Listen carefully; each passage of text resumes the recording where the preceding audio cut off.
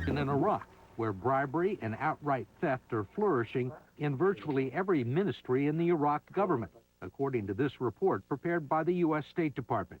The Ministry of Interior, Ministry of Defense, Ministry of Trade, Ministry of Health, Ministry of Oil, Ministry of Education, Ministry of Water Resources. I mean, what's left? I was going to ask you that. It's pretty much across the board in every ministry. That a guy with no background in science or medicine, not even a college degree, has come up with what may be one of the most promising breakthroughs in cancer research in years. Eureka, I've done it. Well, it's true, and tonight we'll show you how it works. I've got to tell you, in 20 years of research, this is the most exciting thing that I've encountered.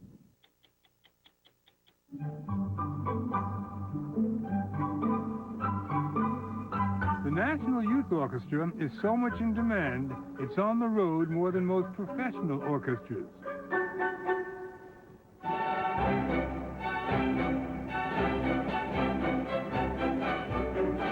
It's been hailed as the future of classical music itself. And it's all about children, about saving them, hundreds of thousands of children, through music. The third largest oil reserves in the world. One of the biggest problems is corruption, which is robust even by Middle Eastern standards. And according to U.S. and Iraqi officials, bribery and outright theft are flourishing in virtually every Iraqi ministry. And some of those ill-gotten gains are being used to kill American troops. Our story begins 18 months ago in the fall of 2006, when we first reported that more than $1 billion from the previous Iraqi Defense Ministry had been wasted, stolen, or misappropriated. The money was supposed to supply the new Iraqi army with desperately needed equipment to fight the growing insurgency. But according to audits conducted by the Iraqi government and to Judge Rody al-Rody, Iraq's top anti-corruption official, millions were misspent on old and antiquated equipment, and the rest simply disappeared. How much of the $1.3 billion do you think was stolen? More than half. More than half? Yes. $500 million. $600, $700 million. Yes. It's got to be one of the largest thefts in history. As we hear from friends abroad, they've never heard of such corruption and embezzlement to such a degree. Judge Rody, who had been imprisoned and tortured under Saddam Hussein, obtained arrest warrants for the former Minister of Defense and his top aides, all of whom fled the country. As Iraq's Commissioner of Public Integrity, Rody had one of the most dangerous jobs in the country. He launched investigations against 20 current and former ministers, alienating the political establishment to the point that Parliament tried to fire him. He had 30 bodyguards and received constant death threats. Lots of people would like to see you dead. I don't care. That's their problem. You don't care? I do not care. That was in 2006. Hi. Hello, Judge Rody. Nice to see you. How do you do? Today, he's living with his extended family in a small apartment with donated furniture in the suburbs of Washington, D.C. The most public figure in Iraq's battle against corruption had finally been driven out of his job and his country, and is now a refugee seeking asylum in the United States. He was killed because he fought corruption. Judge Rody showed us pictures of some of the 31 members of his staff who were murdered. This one was killed with his pregnant wife. The father of a security chief was found hanging on a meat hook. When we first interviewed you, I said, look, there are all sorts of people that want you dead. And you answered, I don't care. But this threat is now against my family, too. What made you believe that your family was in danger? At the end of July, a missile was fired at my home. It fell about 5 meters away from my home. It hit another house next to mine. And of course, my family was terrified. And it got to the point where his adversaries were left with few other options but to possibly remove him, period. James Mattil was the chief of staff of the State Department's Office of Accountability and Transparency in Iraq, and it was his job to assist Judge Rody in cleaning up corruption. And Mattil believes Rody did a good job given the resources at his disposal and the scope of the problem, which was outlined in a draft report prepared by the State Department. According to the report, these are some of the ministries where corruption seemed to be rampant. The Ministry of Interior, Ministry of Defense, Ministry of Trade, Ministry of Health, Ministry of Oil, Ministry of Education, Ministry of Water Resources, Finance, Electricity, Labor, and Social Affairs. Displacement and Migration, Science and Technology. I mean, what's left? I was going to ask you that. It's pretty much across the board in every ministry. Mattil says shortly after the unclassified report was leaked to the press last summer, the State Department decided to make it classified. Based on what? For what reason? The embarrassment factor, I would think. Is there a security classification called embarrassment? Not to my knowledge. But the State Department's decision to try and bury the report didn't change the facts in Iraq. In some cases, Mattil says the corruption involves outright theft of government funds or bribery, with some of the money finding its way into the hands of insurgents or Iraqi militias. In other cases, it is the militias and insurgents themselves who control some of the ministries who are involved in the corruption and funding their activities through these actions. You said, and maybe you misspoke, I don't know, that the militias and the insurgency were actually controlling some of the ministries. That's correct. This is known and condoned by the Prime Minister, Maliki? It's known and tolerated by the Prime Minister and other officials within the government. And they're aware of the level of corruption? Yes, they would have to be. The point that must be clear is that the American and the Iraqi funds are now going to the militias. And both Iraqis and the Americans are being killed with that. And this is the big problem. The situation got so bad, Rody says his investigators couldn't even enter certain government buildings. Were your investigators allowed to go into the Ministry of Health? They entered the ministry and they conducted their investigations. But they were threatened to be kidnapped. So they stopped? Yes. The same with the Ministry of Oil. These are ministries of the Iraqi government. This is the reality. Another reality is that there are few deterrents to corruption at the highest levels. Former Defense Minister Hazem Shalan and his deputy Ziad Katan were both convicted in absentia for their role in the Ministry of Defense scandal, and both are now living comfortably abroad. We interviewed Katan in Paris nearly 2 years ago and played him recordings in which he discussed what sounded like a payoff to someone described as a representative of the president and prime minister of the interim government. He wants to know. He wants to know how much they are going to place in his account? Yes, of course. How much? 45 million. He wants to know how much money is going to be placed in his account. You say 45 million? Yes, but not dollar. I don't say dollar. And what was it? 45 million what? I don't remember. Well, you're going to give him 45 million of something. Yes, but I don't remember what the matter was. Warrants for the arrest of Katan and former Defense Minister Shalan have been sent to police agencies around the world, but there is not much chance of them being picked up and sent back to Iraq.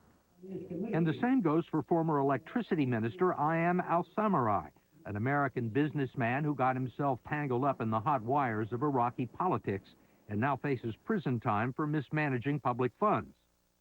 Al-Samarrai somehow managed to escape from custody and made his way back to his home near Chicago. The only problem we had finding him a few months ago was getting past the snowdrifts.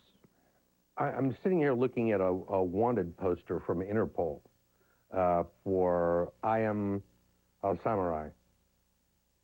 Born 1951, Baghdad, height 1.9 meter, 75 inches, weight 200 pounds. This looks very much like you. Well, it is me, but it is wrong because it is issued by Iraqi government based on false information. You're not expecting the U.S. Marshals to come in here and arrest you someday and send you off to Iraq to stand trial? Well, I will be so surprised if that happened in the States. Did I do anything wrong in I said? No. Did I pay my taxes every penny, every year? Yes. Well, you're an international fugitive. The world is full of innocent victims. I am innocent, and I will prove it. But there are indications that al-Samurai may have some problems here in the U.S. His name has surfaced in connection with the corruption trial of his old friend, Chicago real estate developer Tony Rezko. In a closed-door session, federal prosecutors reportedly accused Rezko of bribing al-Samurai in order to obtain an Iraqi electricity contract. Al-Samurai denies the charges and says he's doing everything possible to clear his name, short of going back to Baghdad, where he says he will be killed, perhaps by Iraqis who are only getting a few hours of electricity every day, despite billions of dollars of investment from the U.S. and Iraqi governments. Hello? In the months before he left Iraq, Judge Rody and his Commission on Public Integrity began getting more and more interference from Prime Minister Maliki. He wrote a memo saying we could not recommend pressing charges against anyone from the president's office or from previous or current ministers. Who is corrupt in the ministries if it's not the ministers themselves? If we don't recommend they be tried, then corruption will stay as it is. According to James Mattil, Judge Rody's former advisor at the State Department, the memo prohibited investigations of current or former high-level Iraqi officials without the permission of the Prime Minister himself. It basically put a stop to any anti-corruption activities within the Iraqi government. And it came directly from the Prime Minister's office. So the only way the Prime Minister could be investigated for corruption would be if he signed off on his own investigation. Correct. So it'd have to be corrupt and stupid. Yes. So you saw this memo. Yes. Did you share it with your colleagues at the State Department? Yes, immediately. What was the reaction of your superiors when you showed it to them? None that I am aware of. No one is above the law. But it did get some reaction in the U.S. Congress when Rody, seeking asylum in the United States, was called to testify before the House Oversight Committee. Chairman Henry Waxman grilled Secretary of State Condoleezza Rice about Rody's allegations. Well, this is a big deal. This is the Prime Minister of the country. I agree with you. It's a big his country, his government that we're propping up with the lives of our soldiers and the billions of dollars of our taxpayers' money. Prime Minister Maliki has issued an order saying that he may not be investigated, nor may his minister be investigated for corruption, which means they're immunized from investigation. Are you aware of that order? And does it trouble you that such an order has been issued? Well, Mr. Chairman, I will have to get back to you. I don't know precisely what you are referring to. 6 months later, Waxman's staff was still waiting for an answer. But a State Department official and a representative of the Iraqi government told us corruption is not condoned and fighting it remains a top priority. After Rody left Iraq, the Prime Minister went on TV and accused him of corruption. Did you bring a lot of money with you when you came from Iraq? Nothing but my last salary. How are you getting by here? Actually, with the help of American friends. Until Rody's asylum application is approved, he's unable to work. These days, he's getting most of his news on Iraq from television. The Maliki government said 2008 would be the year of fighting corruption. You don't think this is going to be the year of fighting corruption? I think that this year will be more corrupt.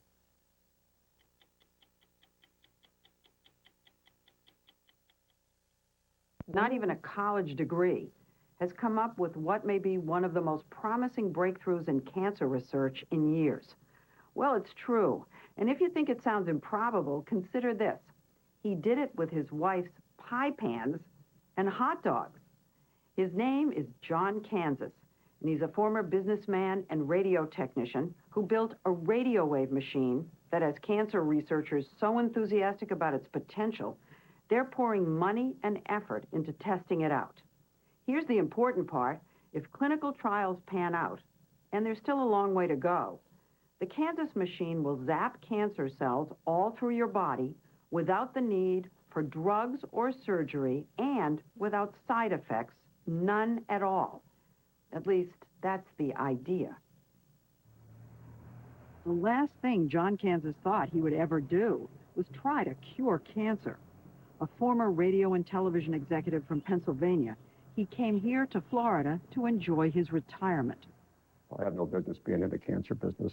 it's not something that a layman like me should be, and it should be left to doctors and research people. But sometimes it takes an outsider. Sometimes it's just, maybe you get lucky. It was the worst kind of luck that gave Kansas the idea to use radio waves to kill cancer cells. Have you noticed any lymph nodes? 6 years ago, he was diagnosed with terminal leukemia, and since then, he has undergone 36 rounds of toxic chemotherapy. But it wasn't his own condition that motivated him. It was looking into the hollow eyes of sick children on the cancer ward at MD Anderson in Houston. I saw the smiles of youth and saw their spirits were broken, and you could see that they were sort of asking, why can't they do something for me? So they started to haunt you, the children. Their faces, I still remember them holding onto their teddy bears and so forth. And shortly after that, I started my own chemotherapy, my third round of chemotherapy. Did it really make you terribly sick? Very sick, and I couldn't sleep at night. I said, there's got to be a better way to treat cancer. It was during one of those sleepless nights that the light bulb went off. When he was young, Kansas was one of those kids who built radios from scratch. So he knew the hidden power of radio waves. Sick from chemo, he got out of bed, went to the kitchen, and started to build a radio wave machine. Started looking in the cupboard, and I saw pipe pans, and I said, these are perfect. I can modify these.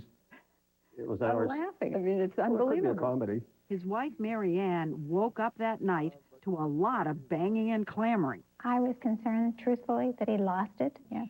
She felt sorry for me. I did. I mentioned to him, honey, the doctors can't, find an answer to cancer. How can you think that you can? That's what we wanted to know. So we went to his garage to find out. This is it? This is the laboratory? This is the laboratory. Oh, my gosh. Oh, look. This is one of his very first machines. And here's how it works. One box sends radio waves over to the other, creating enough energy to activate the gas in a fluorescent light. And I could see the radio waves. Turning the light on? Turning the light on. Then he put his hand in the field to show us that radio waves are harmless to humans. Now, wait a sec. You put your hand in there. Yes. And nothing happened. Nothing happens, no. So right from the beginning, you're trying to show that radio waves could activate gas and not harm the human, anything else. Yes, exactly. That was the... Because you're looking for some kind of a treatment with no side effects. That's what that's what's in your head. No side effects. But how could he focus the radio waves to destroy cancer cells? That was the next $64,000 question. The answer would cost much more than that. He spent about $200,000 just to have this more advanced version of his machine built. He knew that metal heats up when it's exposed to high-powered radio waves. So what if a tumor was injected with some kind of metal and zapped with a focused beam of radio waves?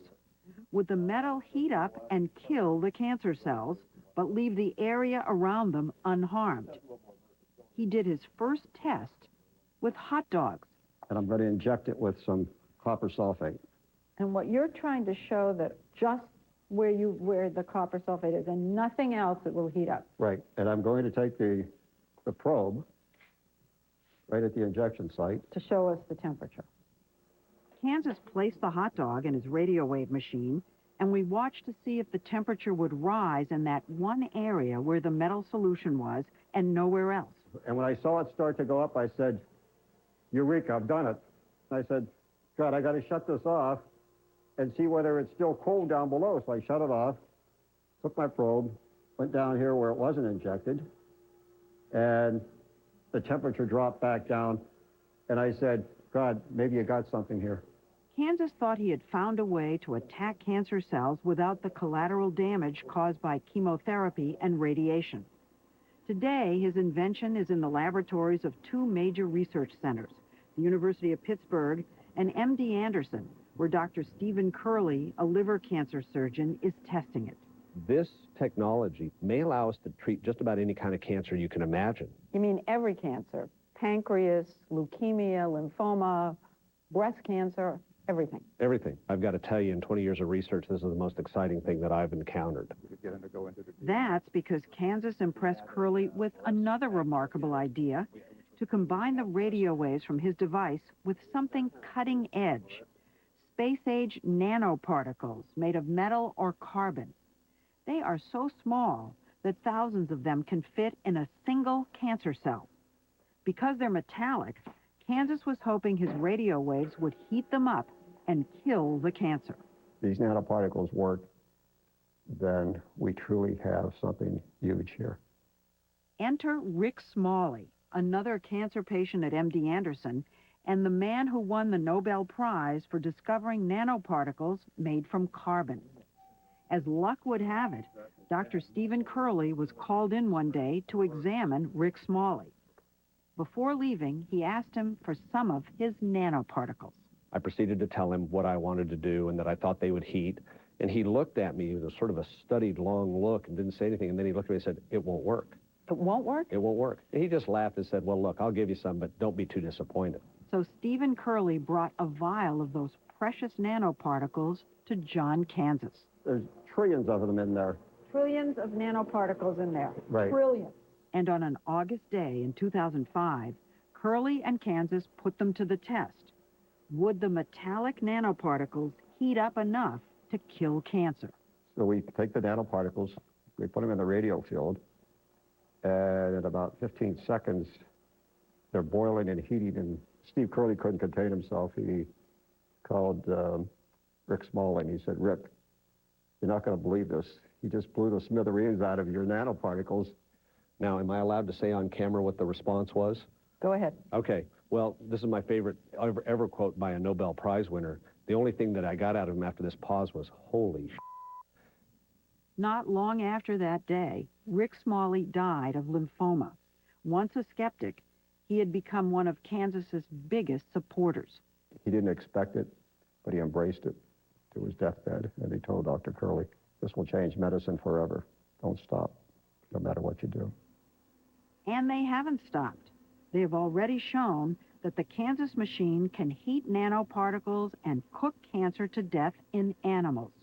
Dr. Curley with rabbits, and in Pittsburgh, Dr. David Geller demonstrated to us how he used nanoparticles made from gold to kill liver cancer cells grown in rats. Oh, is that it? This is a cancer here. Now what we're going to do is inject the nanoparticles Directly into the tumor. directly into the tumor. In the study, the rats, anesthetized to keep them still, were exposed to the Kansas radio waves. Dr. Geller later examined their tumors under a microscope. What you can see is that cells are starting to fall apart. You see white spaces in between them. The body of the cell is shrinking. The cells are starting to die. And can you tell from this whether the area surrounding the tumor had any destruction? Grossly inspecting the animal, we did not see any damage to the surrounding tissues. So far, the Kansas method has only been applied to solid, localized tumors. The ultimate goal is to treat cancer that has metastasized or spread to other parts of the body. Those undetectable rogue cells are what most often kill people with cancer, and the trick is finding them. If we can't target the microscopic cells, this is not going to be a cure. That's why Dr. Curley is trying to use special molecules that are programmed to target cancer cells and attach nanoparticles to them. This is an example of microscopic blood vessels with the He showed us an animation of how he hopes the targeting will work in people one day with a simple injection of gold nanoparticles into the bloodstream. So what we're seeing here is an example of a gold nanoparticle, in this case with an antibody on it. So the antibody would be the targeting molecule. Right. You can see it is tiny compared to a normal red blood cell. Just imagine all of these billions of gold nanoparticles circulating through the body. And then once they get into the blood vessels going to the tumor, these nanoparticles would go through and bind on the surface of the cell. The cancer cell. The cancer cell, it wouldn't right. bind on a normal cell. That's right, they would bind only the cancer cell. Now here's the nanoparticles in the cell. Here comes John's radio frequency treatment. The cells get hot and they're destroyed. Gosh, it does look like one of those science fiction movies. Right. Well, right now it is a little science fiction. We're not quite to the real time yet, but it's got a lot of promise. Even if all goes well in the lab, it'll be at least another 4 years before human trials can start. But John Kansas says he's afraid he doesn't have that much time. So to help speed up the research, he's been raising millions of dollars and getting press coverage about his invention. Now, I can't count the number of times the journalistic community has done stories on a cancer cure. Right. I did one in 1973. Right. How many times have we seen these things work in the Petri dish, work with animals, and then you get them into humans and they don't work? Dozens. But if this one does work, it most likely won't be developed in time to help the man who invented it. John Kansas may have the option of a bone marrow transplant that could buy him more time. But after 6 years of chemo, it would be another grueling ordeal. Did you ever say, I'm not going to do this anymore? I'm not going to put myself through it? Yes. I said that probably about a year and a half ago. So you said it and well, changed your mind? I changed my mind because I think with all the research that's going on with the institutions, that maybe I'd like to be around for the first patient to get treated and just have a smile. Oh, my God. And then I don't care anymore. 60 Minutes. We're always on. Hugo Chavez probably, or oil, or baseball. What probably does not come to mind is classical music. And yet, Venezuela is the home of a music program that's so extraordinary, it's been hailed as the future of classical music itself. It's called El Sistema, the system, and it's all about children, from its home in Venezuela. Many of the kids come from neighborhoods which are so poor, desperate, and crime-ridden that hope is often extinguished in children at an early age. Instead, these kids travel the world playing to sell-out audiences. The National Youth Orchestra and hundreds of others are the brainchild of Dr. Jose Antonio Abreu, who started the first one back in 1975. Do you remember the night you first started? We only had 11 children rehearsing in cramped conditions, but I had the feeling this was the beginning of something very big. Dr. Abreu, a 68-year-old retired economist, trained musician, and social reformer, founded the system and has built it with religious zeal, based on his unorthodox belief that what poor Venezuelan kids needed was classical music. At its root, this is a social system that fights poverty. The child's physical poverty is overcome by the spiritual richness that comes from music. So music actually becomes a vehicle for social change. Without a doubt, and that's what's happening in Venezuela. It happens in neighborhoods like this one on the outskirts of Caracas. Every afternoon, small children line up for free music lessons at a local branch of the system. Rafael Elster runs one. How old are they when you first get them? Kindergarten, like 2 years old. 2 years old? Yeah, learning music. 2-year-olds start learning the basics, rhythm, and the language of music. By the time they're 4, they're being taught how to play an instrument. By the time they're 6 or 7-year-old veterans, they're playing in orchestras. A regular kid who will play in 2-3 years will make it happen in 3-4 months. How do you do that? We work hard, and they love it. Hard work is an understatement. Every day after school throughout Venezuela, you can see kids practicing. 15,000 trained musicians work with them, but the system also uses gifted kids to teach other kids. On top of 8 hours of schoolwork, it makes for a long day. So a kid is here from 7 in the morning till 6 in the evening? 12 hours, almost. Every day? Every day, from Monday to Saturday. They only have Sunday. Only Sunday to get into trouble. To practice at home. Home, for most of the kids in Rafael's program, is called Sarria, one of the poorest and most crime-ridden neighborhoods in Caracas. These people, they don't have almost anything, so they decide to build a house here, and it's like 5 people per room. The worst section of Sarria is a labyrinth of illegal Saxon alleyways built into the side of a ravine. And 80–90% of our kids come from here. So if you can see the kind of construction, it's really bad, it's really poor. How dangerous is it here? Pretty dangerous. So you cannot be walking around here by yourself. Not even you? Not even me. No one, no one. Even the people from the neighborhood can get robbed here. Hola. So, well, it's part of the poverty. In the midst of that poverty, the system uses classical music to instill self-esteem and confidence. Popular music, Raphael says, wouldn't work. What they have at home in the radio is popular music all the time. Their father, who drinks every day, he gets drunk with that music. So you have to give them something different. And when they sit in one of these chairs in the orchestra, they think they're in another country, in another planet, and they start changing. We're listening to it now, aren't we? Yeah.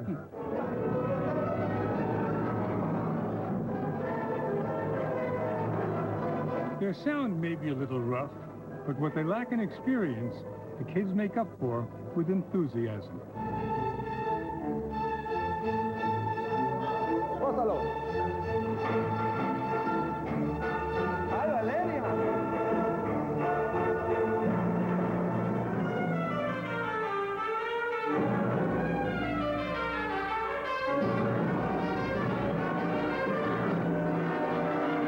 Trumpeter Paolo Cistoni says the system teaches kids a lot more than how to play an instrument.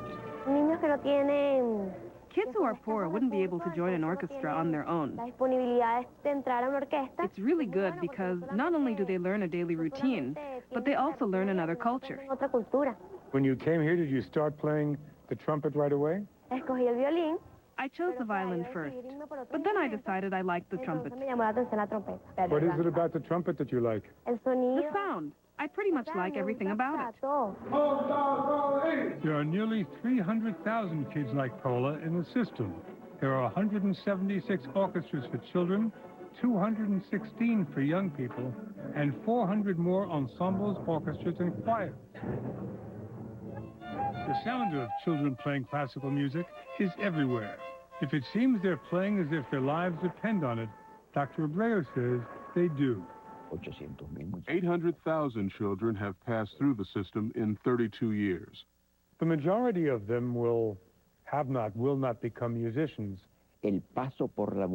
Music produces an irreversible transformation in a child. This doesn't mean he'll end up as a professional musician. He may become a doctor, study law, or teach literature. What music gives him remains indelibly part of who he is forever. Take Lenar Acosta, who we first met 8 years ago when he was serving time in a juvenile detention center in Caracas. He was 17, had a violent criminal background, and the scars to prove it. When the detention center started an orchestra, Lenar tried the clarinet. Ed Bradley asked him about it. Tell me what it was like the first time you picked it up to play it. It's completely different than when you hold a gun. Do you think that your life today is different because of the clarinet, because of the orchestra? Yeah, a lot. The music taught me how to treat people without violence. That's not all he learned. We caught up with him one morning recently on his way to work in Germany. The system sent him here to work as an apprentice, learning how to build and maintain organs. Back in Venezuela, Lenar will be responsible for maintaining the organ in the system's new headquarters. Today we were there, the National Youth Orchestra, made up of the system's best musicians, was rehearsing. Their conductor, Gustavo Dudamel, is the orchestra's first international superstar.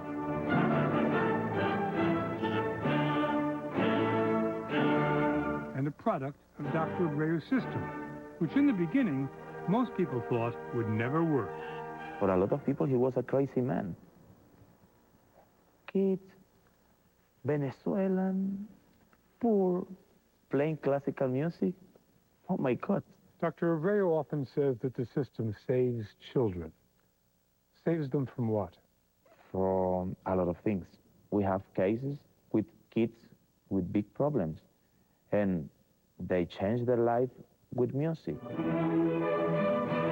Consider the life of Jose Gregorio Hernandez. His blindness didn't stop the orchestra from letting him be as much a part of it as any other kid. You can see the result for yourself. Magical.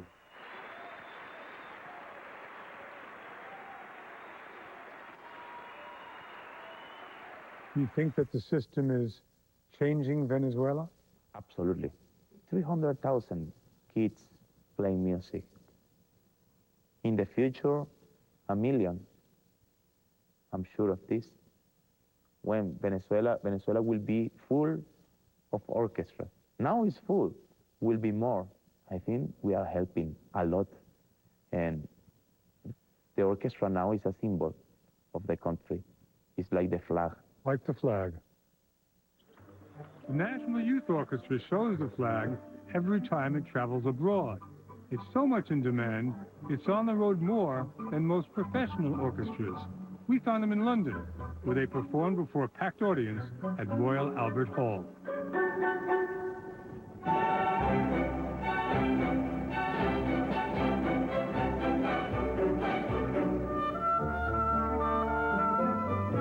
Back home, their success is a source of national pride. But all that comes at a price. The system's annual budget is $80 million. Most of it comes from the Venezuelan government. Dr. Abreu has kept the program alive through 8 Venezuelan governments. But he's always on the phone looking for additional. With Andy Rooney. From the time we're very young, someone is always telling us to eat more fruit. Well, I think we would eat more fruit if we knew for sure that it was going to be any good when we bought it. So expensive. We went to a good store in New York called Fairway the other day and looked at their fruit. Grapefruit are better than they used to be. When I was a kid, my mother would cut them in two and sprinkle sugar on them and leave them overnight. How'd you like to have the job of stacking fruit in a fruit store so it didn't fall down? Lemons, one of the great fruits, so versatile, so many things you can do with them. Of course, you can't eat them. A mango, they're good, but the pit is strange shape and very hard to get at. You need a sharp knife, and it takes about half an hour to get at what you want to eat. I'm not too familiar with a papaya. I buy one, but I don't know whether I know what to do with it, whether to eat it for breakfast or dessert. I suppose over the years, I've wasted more money on melons than anything else I've ever bought. I bought 1,000 honeydew melons, and only 3 of them were ripe over the years. I don't want to buy 6 or 8 bananas. I got them in a pack. I just want 1 or 2 bananas. I don't like green fruit. Green is for vegetables. Pears. This is the better of these two for eating. This one looks better. This one tastes better. We used to climb the mountain and pick these when I was a kid, but we didn't call them blueberries. We called them huckleberries. Strawberries. They're all from California these days. I mean, if you're in New York, the strawberries should have been grown in New York or New Jersey. I think a cherry is the only thing I've ever stolen from a store. One of the great mysteries to me is how they make a grape without any seeds in it. And where's the next generation of grapes coming from if they don't have seeds in them? What do they have tomatoes in with the fruits for? I know there are people that argue that tomatoes are a fruit. Tomatoes are a vegetable. I don't care what they say. I hate to have a sticker on a piece of fruit. Now, here's something I never heard of. A California pluot. What in the world is a pluot? The 3 of us here in the office had a contest the other day to see how many fruits we could name. I think Susie won with 27. See how you do. I'm Steve Croft. We'll be back next Sunday with another edition of 60 Minutes.